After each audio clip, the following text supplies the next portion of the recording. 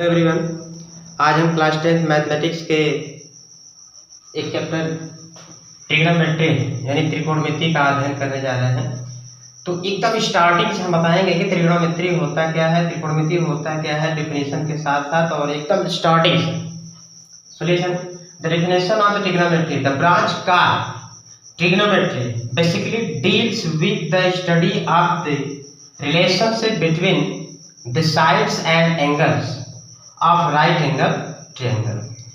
किसी भी समकोण त्रिभुज की भुजाओं और कोणों के बीच संबंध दिखाने वाले किसी भी कॉन्सेप्ट को साधारणतया त्रिकोणमिति कहते हैं। त्रिकोणमिति जो है कहाँ काम में आता है? सपोज दैट कोई एक बहुत बड़ी बिल्डिंग है या मीनार है, उसकी हाइट पता करना है तो वहां पर फीता लगा करके या टेप लगा करके उसको मापा नहीं जा सकता, या तो बनाते वक्त ही नापा जा सकता है। तो वहां पर क्या होता है कि किसी भी डिस्टेंस पर किसी भी चीज को खड़ा कर दे, या तो मशीन लगाए या कैमरा लगाए, कुछ भी। सपोज दैट यहाँ पर एक मीनार है, इस मीनार से इतनी दूरी पर कोई मशीन है या कोई व्यक्ति है जो इतनी ऊंची मीनार को देख रहा है। अब इस कितनी ऊंची ऊंचाई पर है, इसकी आंख से यहाँ पर बनने वाला एंगल माप लेते हैं, जिसे थीटा एंगल को दिखाते हैं, और यहाँ से यहाँ तक कितनी डिस्टेंस है ये नाप लेते हैं, क्योंकि ये दोनों आसान मापा जा सकता है आसानी से। लेकिन इसकी हाइट को नापने के लिए हमें कुछ और सिस्टम लगाना पड़ेगा और जानलेवा भी हो सकता है। सो बस एंगल और इसके बीच के डिस्टेंस को नाप लेकर के हम इसकी हाइट को ज्ञात कर सकते हैं। दूसरा तौर पे, जैसे कोई पतंग उड़ा रहा है, काइट, तो पतंग की डोर इस तरह से होती है। अब पतंग सपोज दैट यहाँ पर है, यहाँ से सीधा डिस्टेंस ऐसे होगा नीचे, और इसके बीच का डिस्टेंस यहाँ पर है। तो ये हमें मापना है कि कितनी ऊंचाई पर पतंग उड़ रही है। तो उस पतंग की उड़ती हुई ऊंचाई को ज्ञात करने के लिए इनके बीच के डिस्टेंस जो मार्कर के रूप में दिखाई गई है, और मार्कर से यहाँ से जो एंगल बन रहा है, यहाँ से ये ऐसे और इस पर जो बन रहा था वो एंगल, बस दो चीज पता चल जाए तो कितनी ऊंचाई पर पतंग उड़ रही है, या कितनी हाइट मीनार की है, या पहाड़ी कितनी ऊंची है, या बिल्डिंग कितनी ऊंची है, ये सब ज्ञात किया जा सकता है with the help of trigonometry. So आगे चलते हैं। ट्रिग्नोमेट्री दो वर्ड से मिलकर बना है। पहला होता है ट्रिगोनॉन प्लस मेट्री। ट्रिगोनॉन का मतलब होता है ट्रायंगल, और मेट्री का मतलब होता है, या ऐसे कह सकते हैं कि ट्रिगोनॉन का मतलब त्रिकोण, और त्रिकोण का मतलब किस पर आधारित होता है? त्रिभुज पर। त्रिभुज मतलब ट्रायंगल, और मेट्री का मतलब होता है मेजर। मेजर का मतलब क्या होता है? माप या नापना। तो त्रिभुज की माप पर ही ये ट्रिग्नोमेट्री लागू होता है। थोड़ी देर पहले मैंने बताया कि जो ट्रायंगल पर आधारित होता है वो भी राइट एंगल ट्रायंगल पर, तो इसमें काम करता है एक पाइथागोरस थ्योरम। तो पाइथागोरस थ्योरम होती क्या है उसको एक बार एक नजर में देख लीजिए। पाइथागोरस थ्योरम, पाइथागोरस थ्योरम ये होता है कि किसी भी राइट एंगल ट्रायंगल में या समकोण त्रिभुज में जो छोटी छोटी दो साइडें होती हैं, ये पहली साइड है, ये दूसरी, ये तीसरी, किसी भी समकोण त्रिभुज में या राइट एंगल ट्रायंगल में छोटी छोटी साइडों का स्क्वायर हमेशा बड़ी वाली साइड के वर्ग के या स्क्वायर के क्या होती है? बराबर होती है। अर्थात अगर ये जो साइड है, फर्स्ट साइड है, अगर मान लें कि ये बेस है, और बेस और परपेंडिकुलर जो होता है कैसे होता है इसको बताएंगे। बेस एंड परपेंडिकुलर, और ये होता है हाइपोटेनस। हाइपोटेनस को हिंदी में कहते हैं कर्ण, परपेंडिकुलर को हिंदी में कहते हैं लंब, और बेस को कहते हैं हिंदी में आधार। ओके, तो पाइथागोरस थ्योरम के आधार बताया गया कि किसी भी समकोण त्रिभुज में, समकोण की पहचान ऐसे होती है, लंब और आधार दोनों भुजाओं को वर्ग के योग के बराबर होता है, बड़ी वाली जो साइड है उसके वर्ग के बराबर होता है।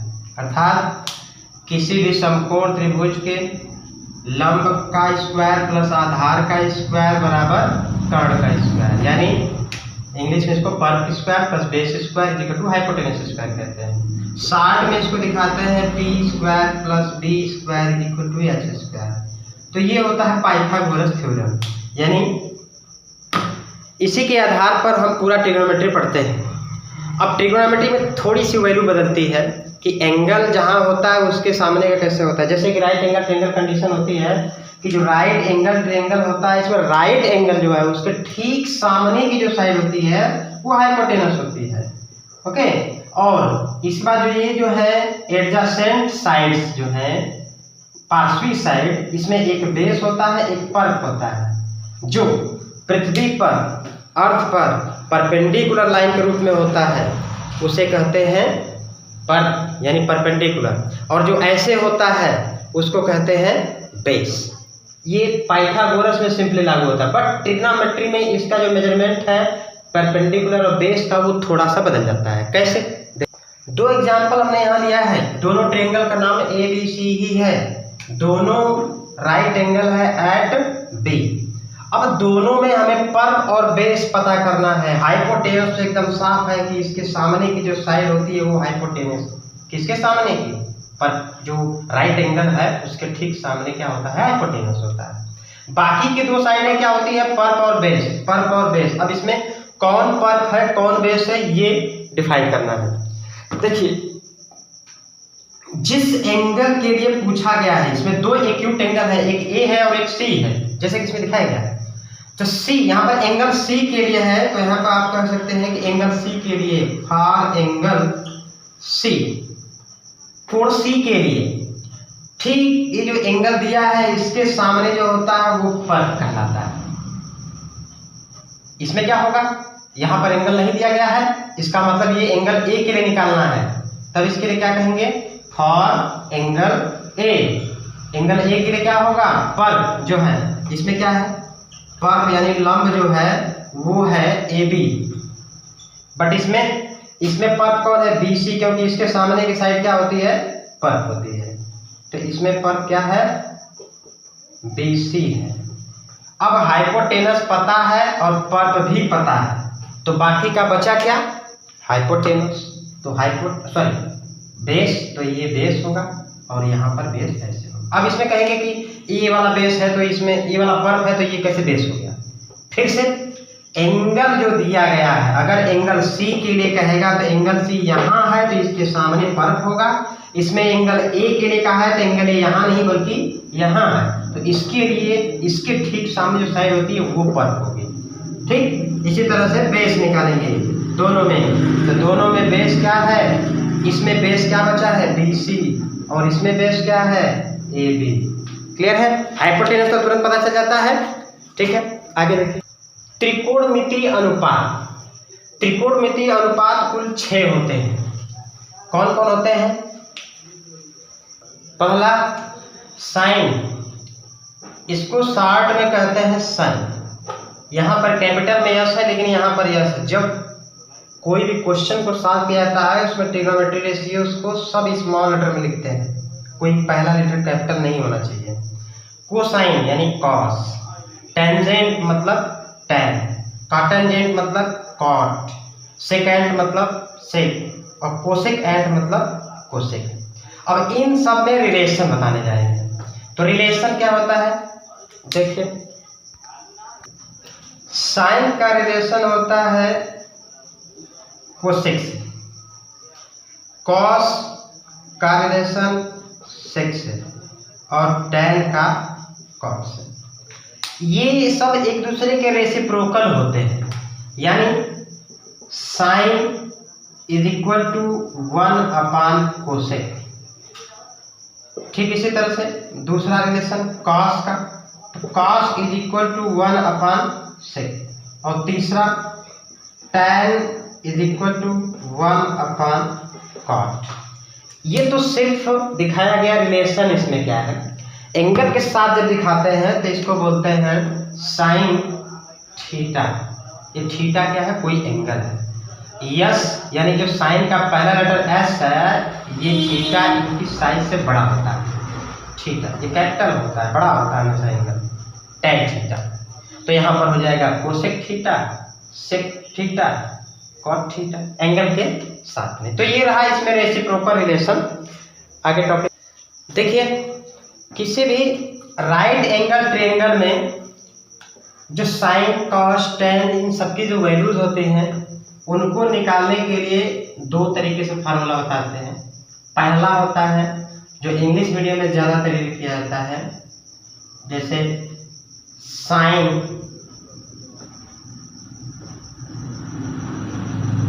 थीटा इज इक्वल टू होता है perp upon hypotenuse, cos theta is equal to base upon hypotenuse, tan theta is equal to perp upon base, cot theta is equal to 1 upon tan theta होता है, अभी बताया गया है। अब tan ये रेसिप्रोकल में है तो tan का होता है पर्प अपान बेस, तो 1 अपान पर्प अपान बेस लिखेंगे तो ये हो जाएगा बेस अपान पर्प, यानी tan का ठीक उल्टा। इसी तरह से sec theta is equal 1 upon cos होता है, तो इसकी वैल्यू कितनी होती है, डायरेक्ट हाइपोटेनस अपान बेस।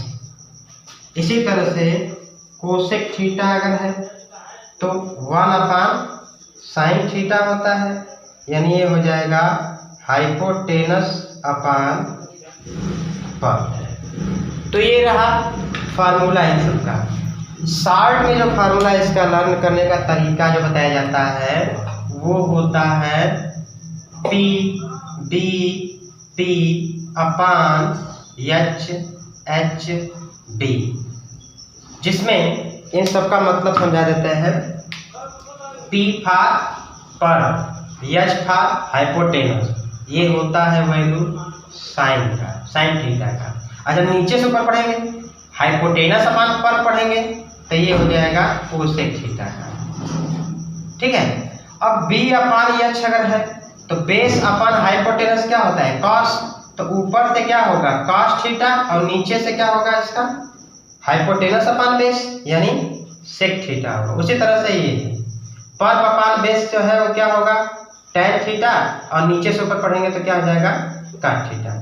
समझाने के लिए अगर कहते हैं, याद करने के तरीके से बताते हैं तो कहते हैं पाकिस्तान भूखा प्यासा, P for Pakistan, B for भूखा, P फॉर प्यासा। पाकिस्तान भूखा प्यासा अपान हिंदुस्तान हरा भरा कहते हैं।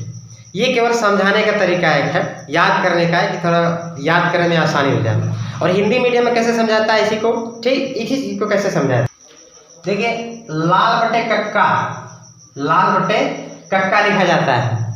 लाल बटे कक्का का मतलब देखिए फर्स्ट टाइम क्या है, लाल एल, एल का मतलब लंब, लंब बटे के का मतलब कर्ण, और लंब बटे कर्ण का मतलब क्या होता है पर्प अपान हाइपोटेनस, यानी क्या होगा साइन का वैल्यू होगा, ठीक। इसी तरह से सब समझ जाएंगे अपने से। देखिए लाल बटे कक्का मतलब साइन, तो कक्का बटे लंब क्या होगा कोसेक होगा, ठीक। इसी तरह से आधार बटे कर्ण अगर है तो ये काश थीटा होगा, और कर्ण बटे आधार है तो सेक थीटा होगा। इसी तरह से लंब बटे आधार है तो क्या होगा tan थीटा, और आधार बटे लंब है तो क्या होगा cot थीटा, ठीक है।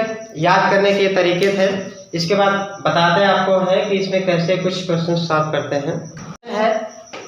In the adjoining figure find the value of all trigonometric ratios, यानी इस दिए गए चित्र में सभी त्रिकोणमितीय अनुपातों को ज्ञात करना है।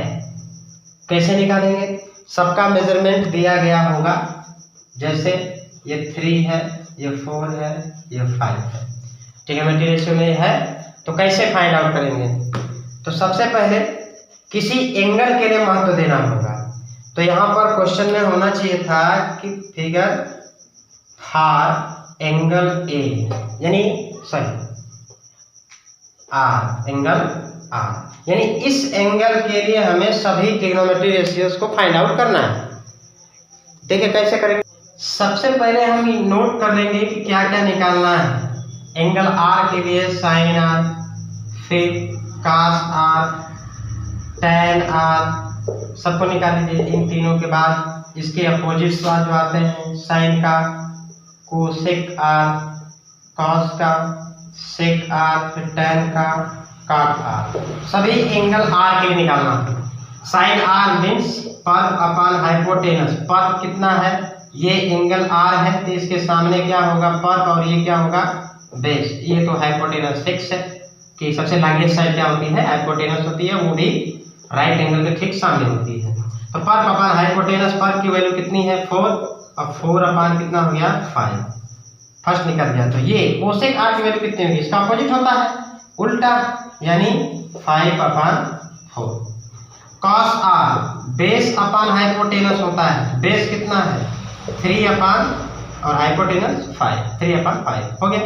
सेक आर इसका अपोजिट होता है, तो सेक की वैल्यू हो जाएगी 5/3। ठीक इसी तरह से टैन आर की वैल्यू निकालेंगे, तो टैन आर की वैल्यू क्या होता है, फार्मूला पर अपॉन बेस यानी लंब बटे आधार। तो लंब कितना है 4 बटे आधार मतलब 3, यानी 4/3। तो काट आर की वैल्यू कितनी होगी 3/4। ठीक इसी तरह से अगर निकालना हो कि ये एंगल के लिए है, आगे देखिए दूसरी कड़ी बताते हैं एंगल आर के लिए, सॉरी पी के लिए। इसे केवल आर के लिए पूछा, हम पी के लिए बता देते हैं। जैसे कि हम कुछ चेंज कर देना, देखिए इसमें हमने देखा कि साइन पी की वैल्यू कितनी होगी या टैन पी की वैल्यू कितनी होगी, ये डायरेक्टली पूछा जा रहा है कि साइन पी की, टैन पी की और सेक पी की, सेक पी की, इन तीनों की वैल्यू कितनी होगी। तो टेन साइन पी, पी मतलब कौन सा एंगल है यहाँ पर, इसके सामने क्या होगा पर, तो अब ये क्या हो गया पर हो गया, ये क्या होगा बेस होगा। क्यों, बताया गया था कि किसी भी राइट एंगल ट्रायंगल में जिस एंगल के लिए पूछता है उस एंगल के ठीक सामने की साइड क्या होती है पर होती है।